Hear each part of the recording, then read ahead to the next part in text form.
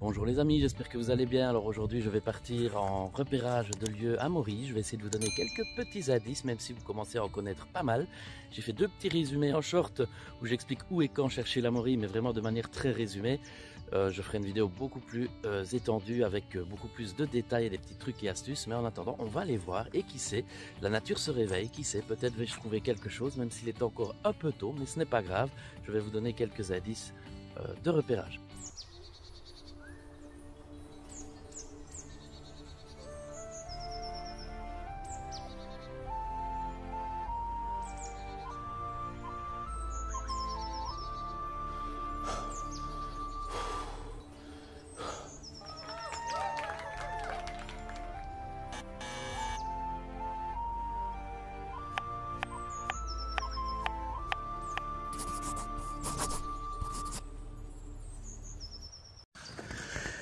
Alors voilà, je m'en vais dans un endroit plutôt calcaire où j'espère peut-être pouvoir trouver les premières Maury de cette année. Dans un endroit pas loin de celui-ci, j'en ai déjà trouvé l'année passée, le 17 mars, une Maury précoce, donc pourquoi pas. Même si cette année nous sommes un peu en retard il me semble. J'en ai trouvé deux petites dans un autre de mes coins il y a quelques jours seulement qui commençaient à sortir, alors que là-bas c'est un coin assez au nord, donc ici je viens dans un coin exposé sud. Donc ça c'est un petit truc que vous pouvez retenir pour commencer la saison des Maury. Commencez par les endroits et versants exposés plus au sud, en espérant qu'il y ait quand même eu suffisamment de pluie. Ici c'est mon cas, on a eu pas mal de pluie les derniers jours, donc ça fait 2 jours que ça s'est calmé, mais on a eu pas mal de pluie la semaine précédente, puisque vous le savez, la Maury aime l'humidité. Donc sans pluie, vous voyez, on voit vraiment que tout commence à fleurir. On a des ficaires ici, des pissenlits, des violettes. Alors pour savoir que vous êtes en terrain calcaire, malgré les petits trucs et astuces qu'on vous donne régulièrement, je vais essayer de vous en donner d'autres. Vous voyez ici, on a des petites mottes de terre qui montrent que la terre a été retournée. Je pensais être le seul à repérer ces petits indices, mais j'ai discuté avec un camarade la semaine passée qui m'a dit que lui aussi regardait où la terre avait été retournée. Donc quand il y a des petites mottes de terre qui montrent qu'il y a une présence de taupe, c'est toujours bon, puisque la taupe sous terre va un peu mordiller ou détruire tout simplement les racines des arbres hôtes de la Maury. Ça va libérer du sucre et la Maury elle aime ça. Donc je pensais être le seul à regarder ces petits détails, mais visiblement d'autres regardent aussi maintenant, vu que j'en parlais il y a environ 2 ans dans une autre vidéo. Donc c'est un petit truc aussi pour voir que la terre est propice, si du moins on est en région calcaire. Vous voyez ici on a encore des ficaires qui sont en train de sortir. Donc indice ici, bien jaune la ficaire. C'est une des plantes que j'aime à regarder parce que j'ai des coins à Maury où j'ai déjà trouvé des Maury vraiment enfouis sous les ficaires. Donc c'est vraiment une plante que l'on trouve sur les terrains où on trouvera de la Maury. Donc pourquoi pas. Alors je sais aussi que certains n'aiment pas ça, mais moi j'affectionne parfois de regarder dans les ronces. Et oui, les ronces, vous m'avez bien entendu. J'ai un coin à Maury où elle se trouve au milieu des ronces. Donc je ne l'aurais pas cru jusqu'à ce que je les trouve, mais pourquoi pas au final. Donc je vais un peu regarder, je vais marcher 5 minutes et puis je vous retrouve.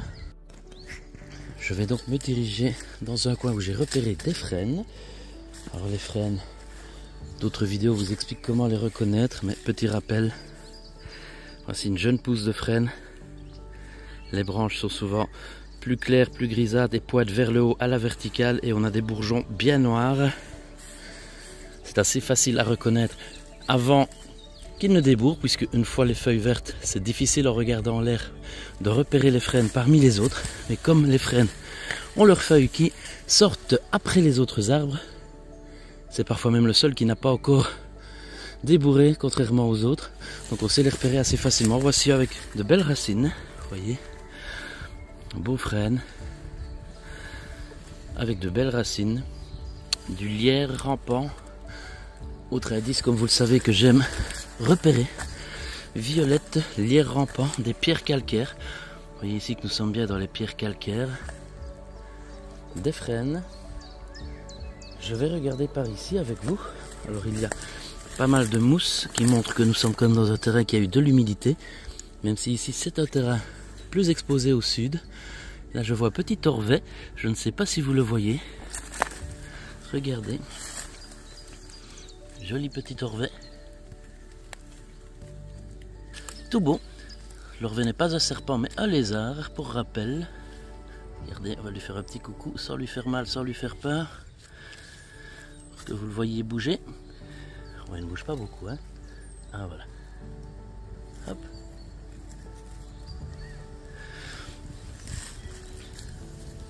Vous voyez ici, c'est rempli de petites pousses de frênes.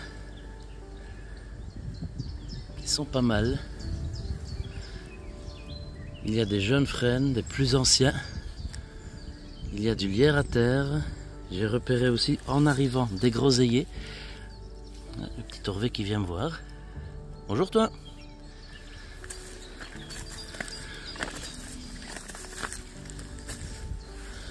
Donc je vais encore aller voir un peu plus loin. Il y a également des merisiers par ici et des charmes. Il ne manque plus que les noisetiers et on est vraiment dans le bon combo. C'est toujours bien de regarder. Alors je suis venu aujourd'hui parce que les nuits commencent à être plus douces. On commence à avoir des 10 degrés la nuit. Et on a eu 2-3 jours à 15, 16, 17 degrés. C'est très bon pour la morue. Ah ben voilà, en direct. Et je vous en parle. Et il ne m'aura pas fallu longtemps. Regardez, voilà, voilà.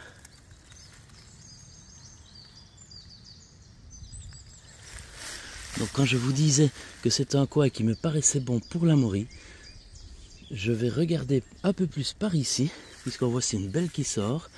Donc vous voyez ici je suis au pied de merisier, bien caractéristique, on reconnaît les petites stries horizontales. Il y a du lierre à terre, quelques feuilles de chêne, mais je sais que nous sommes également pas loin. Oui voilà, là je vois un triple frêne, qui est pas mal du tout non plus. Alors ici on est à côté d'une zone qui a été mise à blanc il y a 2-3 ans. C'est toujours bien d'aller voir dans les zones qui ont été mises à blanc, défraîchies. Ça a fait du remue-ménage et la morue, elle aime ça.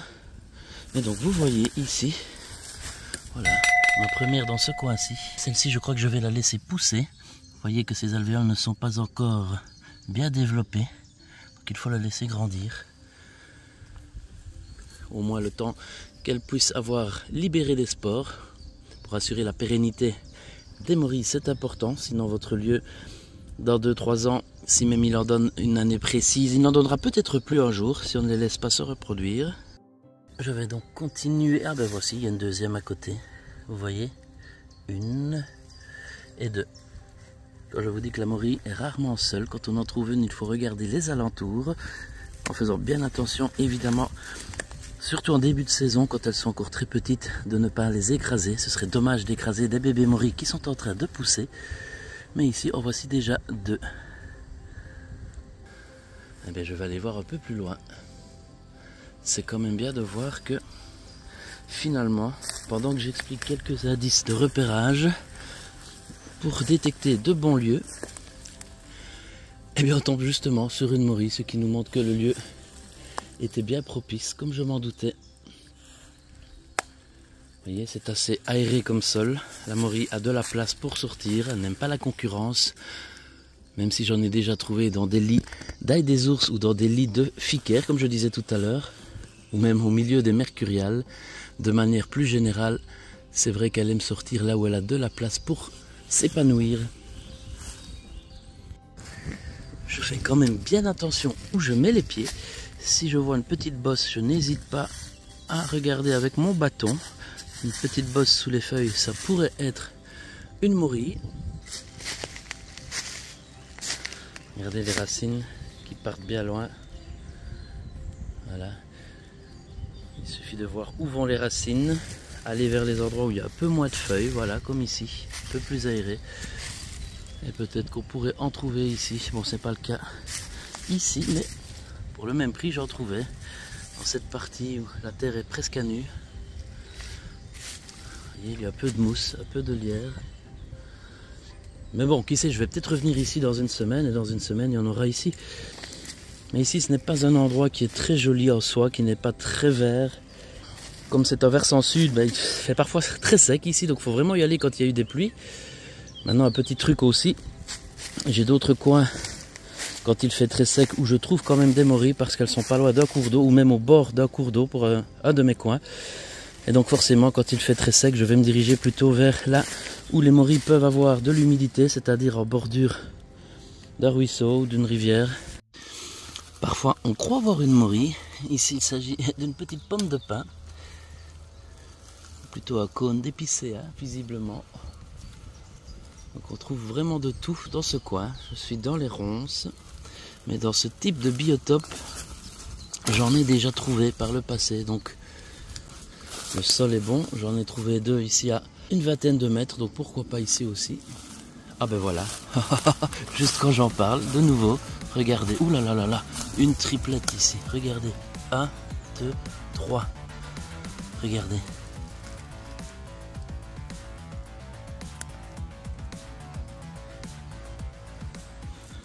Ça fait déjà 5 par ici, c'est pas mal. Alors ne vous inquiétez pas si au début vous avez un peu du mal à les voir. Il faut que l'œil s'habitue. Une fois que votre œil en aura vu 2 ou 3, le cerveau est bien fait. Il va retenir à quoi ressemble une morille et inconsciemment, la prochaine fois qu'il en croisera une, il vous avertira. Alors qu'au début, vous allez peut-être passer à côté d'une morille sans la voir. C'est tout à fait normal, ne vous tracassez pas. Une fois que vous aurez vu vos premières morilles, si vous êtes débutant, une première morille et l'œil commence à envoyer le signal au cerveau qui lui retient et vous permettra la fois suivante d'aller directement vers la morille quand il la croisera inconsciemment dans son champ de vision. La nature est bien faite et notre cerveau aussi. Je vais devoir écourter cette petite sortie repérage parce que les joies de la météo font que je suis parti. Il faisait plein soleil, ciel bleu. Maintenant il y a un vent de dingue et ça commence à pleuvoir. Donc voilà. Je reviendrai dans une autre vidéo pour d'autres petits indices, alors on n'a pas le choix. À bientôt les amis. Il pleut les amis, il pleut.